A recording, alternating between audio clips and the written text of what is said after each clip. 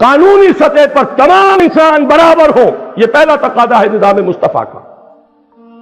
دوسرا تقاضا کامل انسانی حریت، آزادی، سول رائٹس کا جو تصور آج تک انسان جہاں تک اس نے رسائی حاصل کی ہے، اس سے بھی آگے ہے وہ حقوق جو نظام مصطفیٰ نے عطا فرمائے۔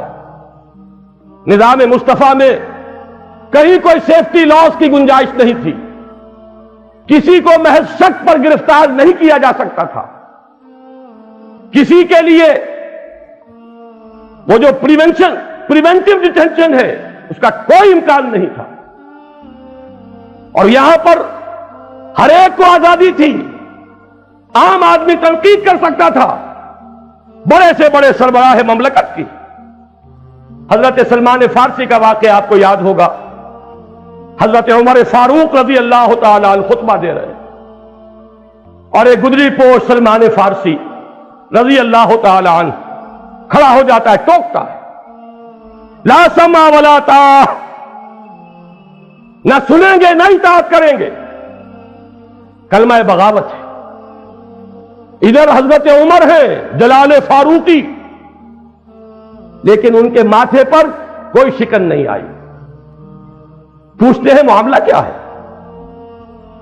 تنقید ہوتی ہے برسر عام، نوٹ کیجئے، آپ نے جو کرتا پہنا ہوا ہے یہ ان یمنی چادروں کا بنا ہوا ہے جو مال غنیمت میں آئی تھی، اور ہر مسلمان کو جتنا ٹکڑا ملا اس میں کرتا نہیں بنتا، اور آپ ہم میں ہیں بھی طویل القامت انسان، کرتا کیسے بن گئے؟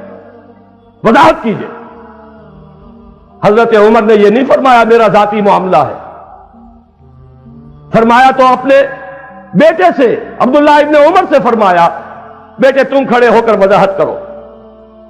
انہوں نے وضاحت کی، نہ میرا کرتا بن رہا تھا نہ ابا جان کا، میں نے اپنے حصے کا ٹکڑا بھی دے دیا کپڑے کا ابا جان کو، اس سے کرتا بنا ہے۔ اب وہاں کی جمہوریت میں opposition for the sake of opposition نہیں تھی، تنقید تھی شدید ترین، لیکن جب وضاحت سامنے آ گئی فوراً فرماتے ہیں حضرت سلمان فارسی رضی اللہ تعالی عنہ، الآن نسمع و نطیع، ہاں فرمائیے اب ہم سنیں گے اور اطاعت کریں گے۔ یہ نظام ہے، دنیا اسے ترس رہی ہے۔ ذرا یاد کیجئے، آیا تھا ایران کا سفیر مدینہ منورہ میں، پوچھتا ہے لوگوں سے این ملککم، تمہارا بادشاہ کہاں ہے؟ جواب ملا لیس لنا ملک بل لنا امیر، ہمارا کوئی بادشاہ نہیں ہے، ہم نے تو جڑیں کھود دی ملوکیت کی۔ حضور نے فرمایا تھا ہلک کسریٰ ولا کسریٰ بعدہ، کسریٰ ختم ہو گیا، کوئی کسریٰ نہیں ہوگا۔ لیکن یہ کہ تاریخ میں امت مسلمہ نے پھر دوبارہ کسریٰ بنا لیے، پھر ملوکیت کے ایوان سج گئے۔ بہرحال اسے جواب دیا گیا تھا سفیر ایران کو، ہمارا کوئی بادشاہ نہیں، ہمارا ایک امیر ہے۔ وہ امیر کہاں ہے؟ بتایا گیا کہ بیت المال کے اونٹ گم ہو گئے تھے، ان کی تلاش جن لوگوں نے کی ابھی تک مل نہیں رہے تھے اونٹ، اب خلیفہ ہمارا خود گیا ہے تلاش کرنے کے لیے۔ وہ کسی کو پہچاننے والے کو ساتھ لے کر گیا ہے تو دیکھا کہ دوپہر کا وقت ہو گیا تھا، تھک گئے تھے حضرت عمر، تنہا، کوئی باڈی گارڈز نہیں، کوئی خدم و حشم نہیں، اپنے کوڑے کو سر کے نیچے رکھ کر استراحت فرما رہے ایک جھاڑی کے سائے تلے۔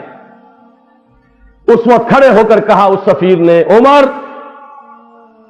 تم انصاف کرتے ہو لہذا تمہیں کوئی خوف نہیں، ہمارے بادشاہ ظلم کرتے ہیں لہذا ڈرتے رہتے ہیں، کانپتے رہتے ہیں، انہیں اونچے اونچے فصیلوں والی محلوں کے اندر بھی باڈی گارڈز کی ضرورت ہوتی ہے۔ دنیا اس نظام کے لیے ترس رہی ہے، وہ نظام ہے کہ جو لانا ہے۔ حضرت عمر کی ایک مثال اور آپ کو سنا دوں، حضرت سعد بن ابی وقاص رضی اللہ تعالی عنہ نے، جو گورنر تھے ایران کے، اور گورنر اس لیے تھے کہ خود ہی فاتح ایران تھے، انہوں نے صرف یہ کیا کہ اپنے مکان کے باہر ڈیوڑی بنا لی، ایک دربان کھڑا کر دیا، جو پرچہ نویس تھے انہوں نے خبر بھیج دی دارالخلافہ میں، حضرت عمر فاروق کی خدمت میں اطلاع پہنچ گئی، سعد نے اپنے گھر کے باہر ڈیوڑی بنا لی ہے اور دربان کھڑا کر دیا. وہاں سے عتاب نامہ آیا ہے اور جو قاصد وہ خط لے کر آیا اسے حکم دیا جاتے ہی ڈیوڑی کو آگ لگا دینا اور پھر یہ خط دینا. اور اس خط میں لکھا ہوا تھا اے سعد لوگوں کو ان کی ماں نے آزاد جنا تھا, تم نے انہیں اپنا غلام کب سے بنا لیا ہے. یہ تھا وہ نظام. میں آپ سے کیا عرض کروں, دل خون ہوتا ہے. اس کی جھلکیاں آپ کو آج غیروں میں نظر آ جائیں گی. میں ڈنمارک گیا تھا, وہاں مجھے بتایا گیا, میرا دل رویا. وہاں مجھے بتایا گیا کہ ڈنمارک کا فائنانس منسٹر, اسے دیکھا گیا کہ ایک سائیکل پر چل کر آیا, بینک میں آ کر قطار میں لگ کر کیو میں لگ کر اپنا چیک کیش کرا کر لے کر گیا. اغیار کے ہاں یہ ہے اور ہمارے ہاں ہٹو بچو اور باڈی گارڈز, جدھر سے سواری گزرنی ہو وہاں ٹریفک بند, چاہے کوئی مریض ہو جہاں بلب ہو راستہ نہیں کھل سکتا. کسی وزیر کی, کسی صدر کی اور کسی بادشاہ کی سواری ہو تو کہنے کیا ہے, پھر تو دور دور تک قدغنیں ہوں گی. اسی طرح کا ایک واقعہ حضرت عامر ابن عاص کے ساتھ ہوا, وہ بھی مصر کے فاتح تھے. اور حضرت سعد ابن ابی وقاص تو وہ ہیں جن کے بارے میں حضور نے فرمایا تھا کہ اے سعد تم پر میرے ماں باپ قربان. کسی اور صحابی کے لیے یہ الفاظ حضور نے نہیں فرمائے. غزوہ احد میں جب درغہ ہو گیا تھا حضور پر دشمنوں کا, حضرت سعد تیر چلا رہے تھے, حضور نے فرمایا اے سعد تیر چلائے جاؤ, تم پر میرے ماں باپ قربان. وہ سعد ہیں جو خود فاتح ایران ہیں, لیکن یہ کہ اتنی اجازت بھی نہیں ہے کہ اپنے گھر کے باہر ڈیوڑی بنا کر دربان کھڑا کر دیں. عمرو بن العاص فاتح مصر, ان کے بیٹے نے ایک قبطی کو مارا. قبطی نے آ کر حج کے موقع پر حضرت عمر رضی اللہ تعالیٰ عنہ کے جناب میں فریاد کی, طلب کر لیے گئے باپ بیٹا دونوں. پہلے تو کہا کہ بدلہ لے لو بیٹے سے, گورنر کا بیٹا.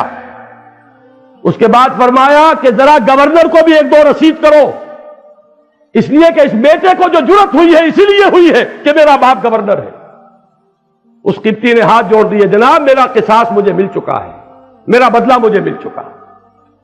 یہ ہے وہ نظام جو محمد الرسول اللہ نے دیا, جو خلافت راشدہ میں قائم ہوا. وَتَصْلِيَةُ جَحِيمٍ إِنَّ هَذَا لَهُوَ حَقُّ الْيَقِينِ فَسَبِّحْ بِاسْمِ رَبِّكَ الْعَظِيمِ.